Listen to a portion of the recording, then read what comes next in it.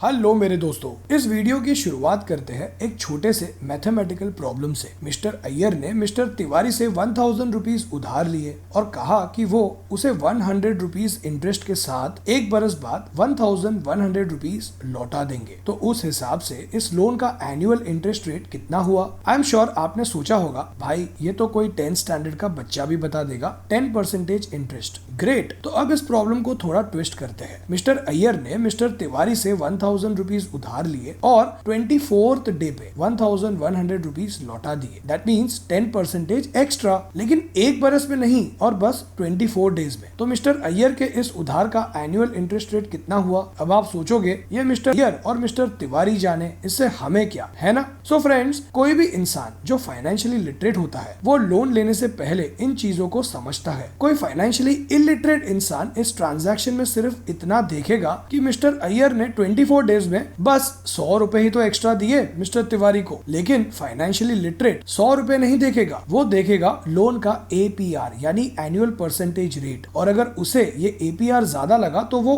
कोई alternate source देखेगा इस APR को कम करने का। कई बार बैंक वाले आपको लोन का APR क्या है ये नहीं बताते, या लोन का इंटरेस्ट रेट रिड्यूसिंग है या फ्लैट है ये भी नहीं बताते। Let's look at one more example. Gopal को बहुत एक्साइटमेंट थी बाइक खरीदने की और सेल्समैन ने ये पता कर लिया कि गोपाल की फाइनेंशियल लिटरेसी ज्यादा नहीं है। तो जब गोपाल ने बाइक पर फाइनेंसिंग ऑप्शंस के बारे में पूछा तो सेल्समैन ने इंटरेस्ट रेट बताने की जगह गोपाल से कहा 1 लाख की लोन का EMI एक बरस के लिए बस 10,000 रुपीज पर मंथ ही होगा। गोपाल ने सिंपल मैथमेटिक्स का इस्तेमाल करके सोचा बस साल में 20,000 ज्यादा यानी महीने के 1600 रुपए इंटरेस्ट, और उसने लोन के पेपर्स साइन कर लिए। लेकिन राम फाइनेंशियली लिटरेट था और जब उसने सेल्समैन से यही सेम सवाल पूछा तो उसे भी सेम जवाब दिया सेल्समैन ने। 1 लाख रुपीज की लोन का EMI 10,000 रुपीज 12 महीनों के लिए। लेकिन राम ने सेल्समैन से पूछा इंटरेस्ट रेट कितना? तब सेल्समैन ने कहा ओनली 12% सर। लेकिन राम ने एक और सवाल पूछा रिड्यूसिंग या फ्लैट? तब सेल्समैन ने कहा फ्लैट। और राम ने एक और सवाल पूछा फ्लैट 12% तो रिड्यूसिंग कितना? और तब बाहर आया असली सच जब सेल्समैन ने कहा 35.07% रिड्यूसिंग। और अब यही लोन अगर Ram 12% reducing balance interest rate पर लेता है तब उसका मंथली EMI 10,000 रुपीज की जगह होगा 8,880 rupees per month for 12 months. So friends, क्या आपके साथ कभी ऐसा कुछ हुआ है? तो कमेंट करके बताइए मुझे। एंड आई एम श्योर आपको कुछ सीखने मिला, तो लाइक कीजिए इस वीडियो को, सो मुझे मोटिवेशन मिलेगा आपको आगे कुछ और सिखाने का और भी ऐसे वीडियोस बनाकर। और हाँ, मिस्टर अय्यर ने मिस्टर तिवारी को 24 डेज में पैसे लौटाने पर कितने परसेंटेज का एनुअल इंटरेस्ट दिया ये मैं बताऊंगा इस वीडियो में आगे। सो फ्रेंड्स, एक super successful investor financially literate और वेल इन्फॉर्म्ड तो होता ही है, लेकिन फाइनेंशियली लिटरेट होने के साथ साथ एक सक्सेसफुल इन्वेस्टर का बिहेवियर भी उसे सक्सेसफुल इन्वेस्टर बनाने में उसकी हेल्प करता है। तो आइए समझते हैं इन बिहेवियर्स को एक एक करके, और इन्हें समझे उससे पहले मैं हूं भाविन, सर्टिफाइड फाइनेंशियल प्लानर, और आप देख रहे हैं YouTube channel the art of wealth building, आपका 1 point destination to seek an unbiased consultation on personal finance. Number 1, they have an emotional discipline. जिस इन्वेस्टर का इमोशनल डिसिप्लिन कम होता है वो डर के मारे, डाउट के मारे, इन्वेस्टमेंट को लेकर इमोशनल अटैचमेंट के कारण, ओवर कॉन्फिडेंस के कारण या ग्रीड यानी लालच के कारण अपने फाइनेंशियल डिसीजंस हड़बड़ाहट में बिना सोचे समझे लेता है, जिसकी वजह से इन्वेस्टर अपनी इन्वेस्टमेंट स्ट्रैटेजी से भटक जाता है। और इसकी वजह से जो इन्वेस्टर इमोशनली डिसिप्लिन्ड नहीं होता वो कभी वेल्थ क्रिएट नहीं कर पाता। काफी समय से लॉस में चलने वाले इन्वेस्टमेंट्स जिन्हें होल्ड करके रखना इसी उम्मीद में कि एक दिन उस पर प्रॉफिट मिलेगा, या किसी भी इन्वेस्टमेंट इंस्ट्रूमेंट में रैंडमली इन्वेस्ट कर देना, मार्केट के गिरने पर स्टॉक्स या म्यूचुअल फंड यूनिट्स बेच देना या ऊपर जाने पर खरीदना, इस बिहेवियर के कारण हमेशा लॉस ही होता है। लेकिन एक सक्सेसफुल इन्वेस्टर का इमोशनल डिसिप्लिन बहुत ही अच्छा होता है। Number 2, they don't stop learning. एक सक्सेसफुल इन्वेस्टर हमेशा रीडिंग करता है और अपने आप को अपडेटेड रखता है लेटेस्ट फाइनेंशियल इंफॉर्मेशन को लेकर। उन्हें हर छोटे बड़े चेंजेस, फिर चाहे वो डोमेस्टिक चेंजेस हो या ग्लोबल चेंजेस, कंपनी या सेक्टर का परफॉर्मेंस हो या रेगुलेशन के कोई चेंजेस जैसे टैक्सेशन या इंश्योरेंस का नॉलेज होता है, और हर चेंज का उनके इन्वेस्टमेंट पर क्या फर्क पड़ेगा वो ये समझता है, और इसी बिहेवियर की वजह से सक्सेसफुल इन्वेस्टर अपनी मिस्टेक्स रिपीट नहीं करता और इग्नोरेंस के कारण अपना लॉस नहीं करता। जो इन्फॉर्मेशन उनके पास होती है उसके कारण वो अपनी वेल्थ को प्रोटेक्ट कर पाते हैं। Number 3, they have an investment plan. ज्यादातर सक्सेसफुल इन्वेस्टर के पास उनका पर्सनल फाइनेंशियल प्लान होता है जिसे वो फॉलो करते हैं। Usually successful investors randomly invest नहीं करते और उन्हें उनके गोल्स को कैसे अचीव करना है ये समझकर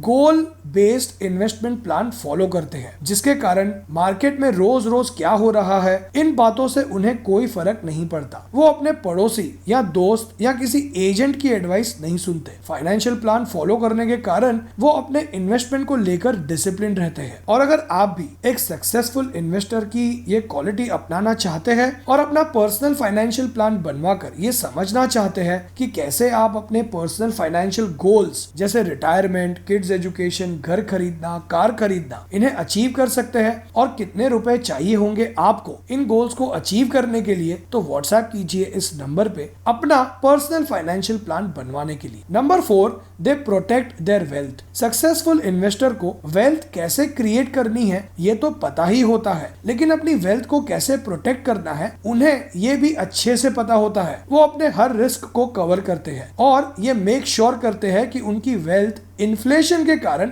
इल हेल्थ यानी बीमारी के कारण या डेथ के कारण खत्म ना हो जाए, और वो यही वेल्थ अपनी अगली पीढ़ी यानी एयर्स को भी सक्सेसफुली ट्रांसफर भी करते हैं। वो हर इमरजेंसी के लिए प्रिपेयर्ड रहते हैं, उनके पास इमरजेंसी के लिए पैसा होता है, उनका सही हेल्थ और लाइफ इंश्योरेंस होता है। सक्सेसफुल इन्वेस्टर्स अपना इन्वेस्टमेंट सही समय देकर प्लान करते हैं सो दैट वो उनके गोल्स अचीव कर सके और अपने पैसे प्रोटेक्ट भी कर सके। अगर आप वेल्थ क्रिएशन के साथ साथ कैसे वेल्थ को प्रोटेक्ट करना है ये भी समझना चाहते हैं तो व्हाट्सएप कीजिए इस नंबर पर अपना फाइनेंशियल प्लान बनवाने के लिए। Number 5, they think long term. Successful investors बड़ा सोचते हैं और शॉर्ट टर्म में होने वाले न्यूज से उन्हें कोई फर्क नहीं पड़ता। उन्हें शॉर्टकट लेकर और मार्केट को टाइम करके और जल्दी अमीर बनने का कोई शौक नहीं होता। उन्हें गोल्स अचीव करने हो या वेल्थ क्रिएट करनी हो वो हमेशा लॉन्ग टर्म का ही सोचते हैं, और क्योंकि वो अपने लॉन्ग टर्म गोल्स और वेल्थ क्रिएशन पर फोकस्ड होते हैं, शॉर्ट टर्म में होने वाले मार्केट के शोर से उन्हें कोई फर्क नहीं पड़ता और इसी वजह से वो जल्दबाजी में अपने इन्वेस्टमेंट्स नहीं बेचते और लॉस नहीं करते। नंबर 6,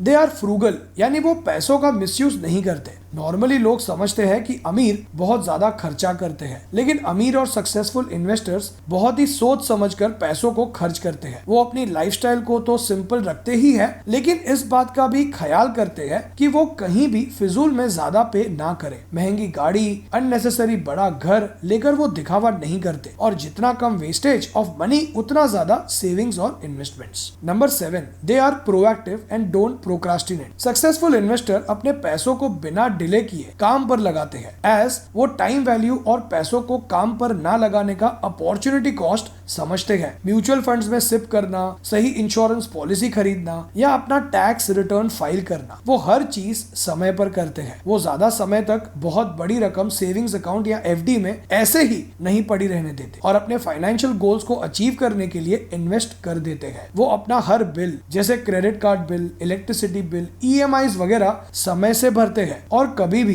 फिजूल की फाइन्स, पेनल्टीज या एक्स्ट्रा इंटरेस्ट नहीं भरते। Number 8, they don't follow the heard. Usually एक सक्सेसफुल इन्वेस्टर खुद रीडिंग करता है और अपना फाइनेंशियल नॉलेज अपडेटेड रखता है, और इसीलिए जिस इन्वेस्टमेंट में हर कोई इन्वेस्ट कर रहा है तो उन्हें भी इन्वेस्ट करना चाहिए ऐसा सोचकर इन्वेस्ट नहीं करते। वो किसी भी एसेट में इन्वेस्ट करते हैं क्योंकि उनके फाइनेंशियल प्लान के हिसाब से उन्हें उस इन्वेस्टमेंट की जरूरत होती है। किसी एजेंट, पड़ोसी या दोस्त के कहने पर नहीं इन्वेस्ट करते। वो उन्हें उनके पोर्टफोलियो के हर इन्वेस्टमेंट की वैल्यू पता होती है, और जो कि उनका इन्वेस्टमेंट लॉजिकली प्लान होता है तो यूजुअली उन्हें लॉसेस नहीं होते। और अगर आप अपना फाइनेंशियल प्लान बनवाकर अपने फाइनेंशियल गोल्स कैसे अचीव करने हैं ये समझना चाहते हैं और एक सक्सेसफुल इन्वेस्टर की हैबिट फॉर्म करना चाहते हैं तो व्हाट्सएप कीजिए इस नंबर पे अपना पर्सनल फाइनेंशियल प्लान बनवाने के लिए। इस वीडियो से कुछ सीखने मिला हो तो लाइक और शेयर जरूर कीजिए इस वीडियो को और मोटिवेट कीजिए मुझे और भी ऐसे वीडियोस बनाने के लिए जिनसे आपकी फाइनेंशियल इंटेलिजेंस बढ़ाने में मैं आपकी मदद कर सकूं। और अगर आप हमारे हर वेडनेसडे और संडे वाले वीडियोस अपलोड होते ही नोटिफिकेशन पाना चाहते हैं आपके स्मार्टफोन पे तो सब्सक्राइब कीजिए इस चैनल को और बेल आइकन पे क्लिक